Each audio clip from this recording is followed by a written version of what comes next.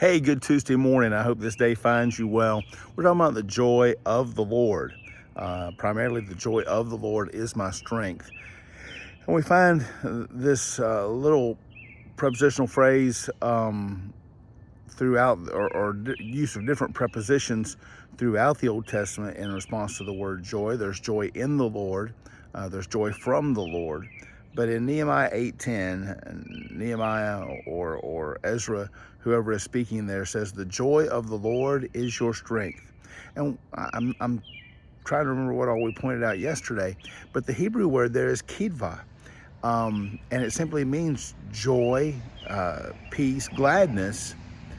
And then there's another Hebrew word that's used many more times. Kidva is only used twice.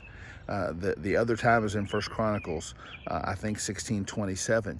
And so there's another word in the Old Testament used much more often, translated joy, and that is simcha. Simcha.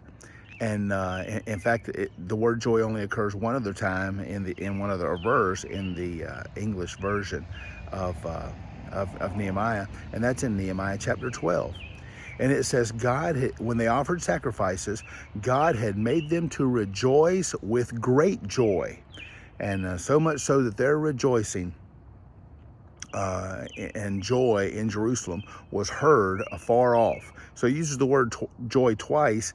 Apparently the author of Nehemiah didn't choose to use that same word kidva. He used the word simcha.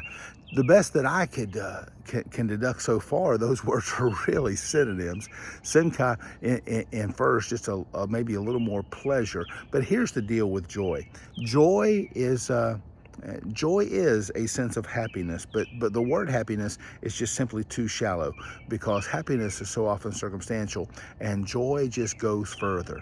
It's a deep down peace and satisfaction in spite of circumstances, oftentimes, when we can have joy.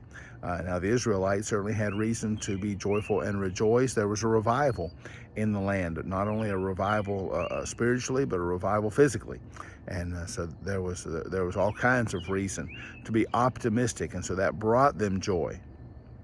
But so too we can have joy in our circumstances, regardless of what our circumstances are. So I trust that you will know the joy of the Lord today, and the joy of the Lord will be your strength. You have a great Tuesday for His glory. Josh Moorfield having surgery this morning, broke his arm right there in that upper arm bone and humerus.